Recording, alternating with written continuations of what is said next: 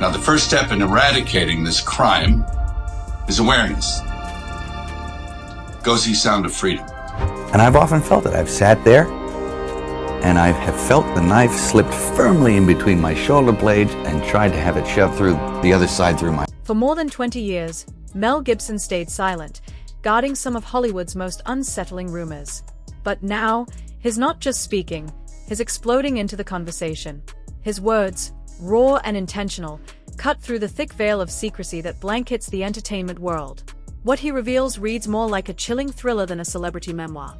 Gibson claims there exists a shadowy network of influence, a hidden web of power stretching across film and music, sustained through violent rituals, secretive deals, and acts so disturbing they are nearly unspeakable. It begs the question, if he's borne the weight of these revelations for 2 decades, what finally compelled him to bring them into the light? That some of your worst nightmares were real at the time, and you think, Now this is what I mean by actually... Gibson's revelations cast Hollywood not as a land of dreams, but as a dark, tangled web, where careers and lives hang precariously, always at the mercy of the next predator. He hints at an invisible hierarchy, shadowy figures lurking above the glittering red carpets and flashing cameras, moving people and events like chess pieces. In his vision, demons stroll in designer shoes, and the smiles on award show stages hide deals forged in fear and blood. This isn't about shady contracts or opportunistic producers. It's far darker, ritualistic, and unnerving, forcing us to reconsider every celebrity scandal we've casually dismissed as gossip. How far does this rabbit hole go? And who exactly does Gibson want us to see for who they really are? The name that resonates through his words is Sean Diddy Combs. Once celebrated as a music mogul who reshaped hip-hop, he now faces charges severe enough to threaten life behind bars. Prosecutors allege he ran his empire like a criminal syndicate, racketeering, coercion, and the infamous freak-offs. These weren't just wild parties in opulent hotels. Insiders describe them as meticulously orchestrated displays of power, marathon events fueled by drugs and intimidation, designed less for pleasure and more for control. Court filings portray Diddy not merely as a host, but as a director, dictating actions, movements, and recording everything as leverage. Suddenly, Gibson's cryptic warnings about demons feel eerily prophetic. Was he, all along, trying to alert us to figures like Combs, men whose influence masks a far more sinister reality? Very, very hard. Very hard to be, you have to choose what level of integrity you're coming in at. And the defense has thrown everything at the wall, insisting Diddy has been unfairly targeted. They claim prosecutors twisted a century-old law with deeply racist roots to make an example of him. Specifically, the Mann Act, originally the White Slave Traffic Act of 1910, was historically used to control black men under the guise of protecting white women. His lawyers argue that no white person has ever faced anything remotely similar, a fiery assertion that might have swayed public opinion in another era. But inside the courtroom, the narrative is far harder to dismiss. Witness after witness recounts nights in hotels that stretched for days, where saying no wasn't an option, and refusal meant losing money, security, or even safety. The resulting image is chilling. An empire not just built on music and branding, but on absolute control, enforced through fear, intimidation, and coercion. This is the flight where Diddy said to her, showed her the video, showed her the freak-off video. He showed her a video of a freak-off that she participated in and said, if you don't participate in another freak-off when we get to New York, I'm gonna put this video out. I'm gonna send it to your mother. And that's coercion. She testified to that. If the jury believed her, that's coercion. They would have. The revelations are almost too surreal to grasp. Women, speaking under pseudonyms, described being led into suites brimming with cash, male performers, and substances designed to numb their senses. One testified that Combs would tell her bluntly, "You're not getting tired on me. Let's finish strong." Others claimed he recorded them at their most vulnerable, later brandishing the footage like a weapon, an implicit threat of exposure if they ever disobeyed. Prosecutors label these encounters as orchestrated commercial performances, while the defense insists they were private indulgences. Yet the accounts eerily echo Gibson's warnings of rituals and events where human dignity is stripped away in the name of power. Could this be the dark reality he glimpsed behind Hollywood's glamorous facades? And the storm of whispers doesn't stop with Diddy. Even Oprah Winfrey's name surfaces, a startling contrast given her global reputation as a paragon of empathy and compassion. A titan whose empire was built on connection and strategic silence now seems to reverberate like a thunderclap. When the Harvey Weinstein scandal rocked Hollywood, questions arose about why Oprah, who had appeared alongside him at gala after gala, hadn't spoken sooner. Critics accused her of knowing for decades yet remaining silent. Years later, when Dave sat across from her on her own stage, discussing Hollywood's suffocating grip on its stars, fans began to revisit that interview with fresh eyes. When Oprah asked if he had lost his mind, viewers now argue she wasn't being naive.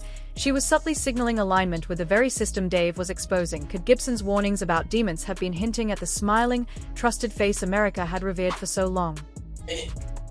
And then what's the stuff that's happening with Wendy Williams? Do you think this is all connection to? Of course! Whispers linger, quietly traded in green rooms and at exclusive after-parties, suggesting that Oprah may have attended gatherings linked to Diddy's infamous circles. There's no concrete proof, no tabloid photos, no undeniable evidence, but the very possibility sends shivers down the spine. Could one of media's most powerful women have been so close to the infamous freak-offs? Or is her silence simply the kind that keeps careers alive in an industry where speaking too boldly can destroy you overnight? We've seen her public battles, like the feud with Monique, erupt into accusations of betrayal and sabotage. We've watched her platform a Brazilian healer who was later charged with exploiting hundreds of women. Every time her name brushes against scandalous circles, she emerges unscathed, her empire intact. Is it sheer luck, or a shield provided by the very network Gibson claims controls Hollywood? And it's impossible to overlook how Gibson himself was treated when he first began dropping hints about the dark underbelly of the industry. Years ago, in the late 90s, Gibson gave an interview hinting at the demons walking Hollywood's red carpets. He spoke of paranoid suspicions that made him question his own sanity, only to later realize that his darkest fears were, in fact, real. At the time, he was mocked, labeled unstable, dismissed as a man unraveling before the world. But as scandal after scandal peels back the glossy veneer of Hollywood, his words now feel less like ramblings and more like carefully coded warnings. Was he deliberately silenced, drowned out by controversy, so that his testimony could be easily dismissed? When asked if the evidence emerging from Diddy's criminal trial is surprising, Gibson doesn't flinch. "No, I'm not surprised," he says. "I've witnessed some of these things, the violence, the coercion firsthand." And now, with Diddy's trial unraveling, the shadows Gibson spoke of decades ago seem to be stepping fully into the light. With each new detail of coercion, intimidation, and secret recordings, Gibson's two-decade-old warnings pulse like a ticking time bomb. Questions linger. How many of Hollywood's elite were aware, complicit, or even participants? Did they attend? Did they enable it? Or did they simply turn away, counting the profits while the darkness unfolded? And when Gibson spoke of rituals, was he pointing to the infamous freak-offs, the grueling, coercive marathons, the very events prosecutors are now painstakingly documenting? The timing is impossible to ignore. Gibson's warnings resurface just as Diddy faces the possibility of life in prison, just as victims testify about threats, coercion, and secret recordings, and just as Oprah's name reappears in discussions of silence and complicity. Words Gibson spoke 2 decades ago now echo like prophecy. Were we too dazzled by the glitter, too willing to believe in the dream, to see the monster lurking behind the camera? And if the web stretches from Diddy to Oprah to the upper echelons of power, how many more names remain hidden in the shadows, protected by fame and fortune, hoping the dam doesn't break wider than it already has? What we're witnessing, the arrests, the testimonies, the resurfaced interviews, is only the tip of the iceberg. As Gibson warned, the hidden network of secrets, coercion, and ritualistic control runs far darker and deeper than anyone wants to admit. "I've worried about some of the things I discuss on my show," Gibson once admitted, and now his revelations push us to widen the lens. This isn't just about a fallen hip-hop mogul or a media icon whose silence sparks suspicion. It's about a system, a machine that thrives on secrecy. Hollywood has long been painted as a dream factory, but Gibson's words hint at something darker. More like a cult, an invisible brotherhood where silence is currency and fear is the lock on the vault. We've watched stars disappear overnight, careers implode, and scandals vanish as if they never existed. How many of those career collapses were mere accidents of fame? And how many were calculated sacrifices, designed to protect the hidden network operating behind the scenes? The pattern is hard to ignore. From the long-buried casting couch scandals of the studio era to the empire-shattering allegations against Harvey Weinstein, Hollywood has repeatedly shielded its most powerful, until the dam finally bursts. Even Oprah came under scrutiny. Seal accused her of knowing about Weinstein's misconduct for decades. His words were direct: "You'd heard the rumors, but you had no idea." A viral image of her kissing Weinstein, once celebrated as glamorous, now reads like complicity. Gibson's warnings of demons in the system start to feel less like paranoia and more like a diagnosis of Hollywood's culture itself. A cult of silence, where careers are currency, reputations are bargaining chips, and anyone who refuses to play the game is swiftly labeled unstable. In Hollywood, refusal or resistance can be fatal to a career. Those who don't play the game are quickly labeled difficult, unstable, or washed up. Dave spelled it out plainly on Oprah's own show when he described the pressures of success. When you're someone who generates millions, people have a vested interest in controlling you. Instead of sympathy, he received a raised eyebrow and the insinuation that he might have lost his mind. Fans now argue that was the moment Oprah revealed where her loyalties lay. Could it be that Gibson, Dave, and countless others weren't unraveling? They were resisting? Even casual interactions reveal the subtle pressures. "I wanted to share my music, so I went over," Dave recounted. "He just sat there, waiting. Then my assistant said, 'He wants to hang out next week,' and I realized what that meant. After that, no more communication." Hollywood's gilded cage promises unimaginable riches, but the bars are stronger than steel. We've watched stars like Monique clash with Oprah, claiming betrayal and sabotage for refusing to conform. We've seen figures once celebrated on Oprah's platform, like the Brazilian healer John of God, later exposed for exploiting hundreds of women. Again and again, the cycle repeats, a constant reminder of the cost of defiance in a world built on secrecy and control. The cycle repeats: elevation, silence, and then, when the truth finally claws its way into daylight, outright disavowal. How many more names remain untouched because the machine continues to shield them? A Trump pardon for Diddy could create another Epstein-style nightmare, and the political fallout is clear. The GOP, already struggling to connect with female voters, including young conservative women who aren't aligned with Trump or MAGA, would only face deeper scrutiny. And the videotape of him assaulting Cassandra Ventura still lingers in public memory. Then there's Gibson himself. His career was derailed not just by personal controversies, but by an unrelenting wave of backlash. Labeled crazy, antisocial, paranoid, it's easy to write him off. But what if much of that was strategic?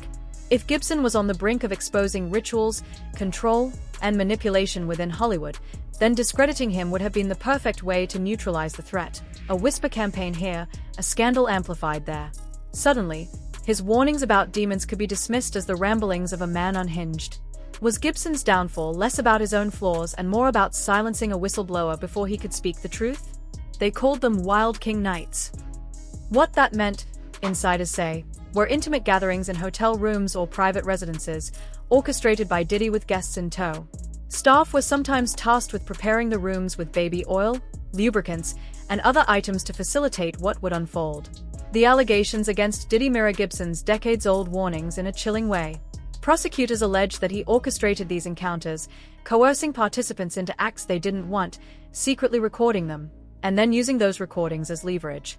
One woman testified, voice trembling, that she tried to refuse but felt trapped by financial dependency. Others recalled being sedated to endure endless nights that left them emotionally shattered. If this isn't the behavior of someone hiding behind the veneer of fame and fortune, then what is? Gibson once said that demons walk the red carpets. Maybe, for the first time, he wasn't speaking metaphorically. When saying no comes with consequences, the cost can be immense. One insider recounted weeks of invitations from Diddy, who wanted him as an acting coach. Yet each meeting became a silent test, Diddy merely sitting and watching, forcing compliance without a word. This pattern isn't unique. Hollywood has a long history of stars who vanish or unravel when they push too hard. Mariah Carey's breakdown, Martin Lawrence screaming that people were after him, Dave walking away from millions, each dismissed as madness. But perhaps, as Dave suggested, these were responses to a system engineered to crush resistance. The industry labels its casualties unstable, yet maybe instability is simply the price of defying the machine. The comparison to Jeffrey Epstein is chilling. Epstein's island was known for recordings of the powerful, entertainers, politicians, and business figures. It's a stark reminder that coercion, secrecy, and surveillance have long haunted the worlds of fame and influence. Gibson's decades-old warnings now take on a haunting weight. These aren't glamorous charity galas or red carpet ceremonies. Insiders speak of secret gatherings where stars are tested, pressured to cross lines that bind them permanently to the system. Participation becomes both initiation and leash. Compliance brings fame and fortune. Resistance risks everything. The rituals, whether symbolic or physical, blur indulgence and entrapment, forging complicity that ensures silence. Prosecutors allege that Diddy's enterprise operated this way, rewarding obedience while covering up crimes committed in service of his desires. The concept of initiation has long been tied to power, from secret societies to fraternities, and Hollywood appears no different. Here, initiation doesn't simply celebrate entry.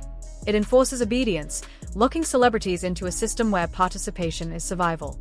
Many stars find themselves complicit in acts they could never admit publicly. The system is designed so there's no escape. Careers soar after these hidden passages, revealing that success isn't just about talent or hard work. It often comes at a secret price.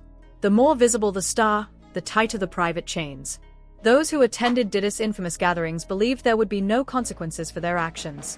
But as one insider reflected, many were manipulated, coerced, or punked out by forces greater than themselves, pressures that demanded a higher, almost spiritual, obedience. For some actors, once they became pliable, the system had them completely. The psychological toll is devastating.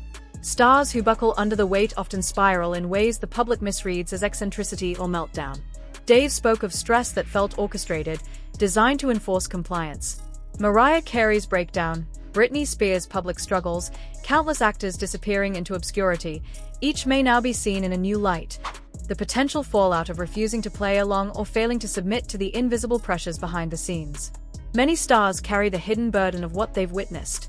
What the public interprets as madness may actually be the echo of trauma from experiences fans will never glimpse. "I'm just really in this moment right now. This is crazy," one insider admitted.